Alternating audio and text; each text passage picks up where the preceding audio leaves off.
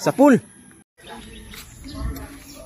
Practice tayo. Practice tayo, guys. Ito po ang aking, ito'y custom made talaga. Ito'y commercial grade na. Galing sa, Galing Australia. Australia. Yan. Ito'y galing sa aking friend na ibinigay sa akin.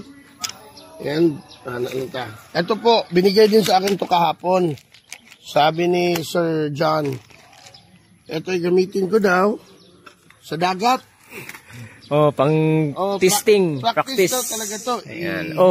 I-try natin. Tapos mag-video tayo ng Mag-video tayo, oo. Sa ilalim ng karagatan. Ilalim ng dagat.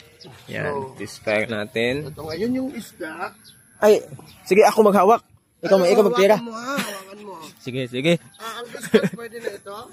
Yan. Okay.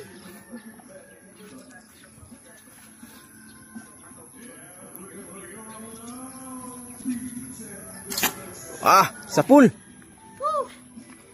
Tignan natin. Wow! Huli. Sa pool mga katugsok Sa pool mga katugsok. Di ba?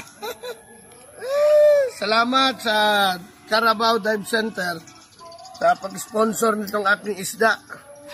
Ito daw ang makakapagpagaling sa akin na tumira ng mga malalaking isda. Okay to.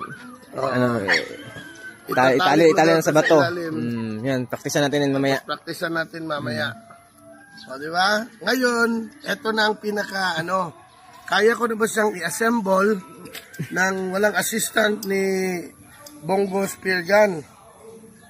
Ayan. Kailangan ko, Okay. Dali. Yun. Mukhang palpak na kaagad yun.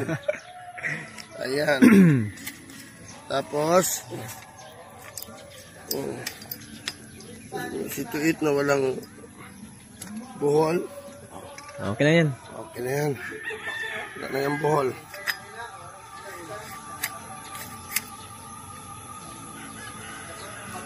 Ayan. Okay na to? Paslak. Paslak.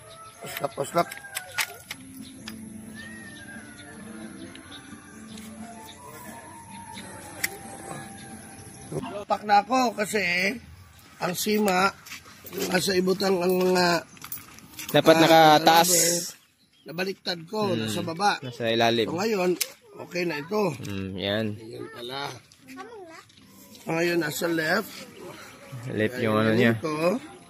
Yung line. Yung line. Yan, ilalagay ko dito sa line release. Tapos dito. Tapos ayan na po. Ayan mga tugsok. Okay, katugsok. Sureball na yung sureball ng mga talakitong mamaya. Talakitong, tinamaan ko sa talakitong ganito kalaki. Sureball na. Paano niya? Tama na talakitok, yung ganda ko Sureball na. Sureball na. Ayun.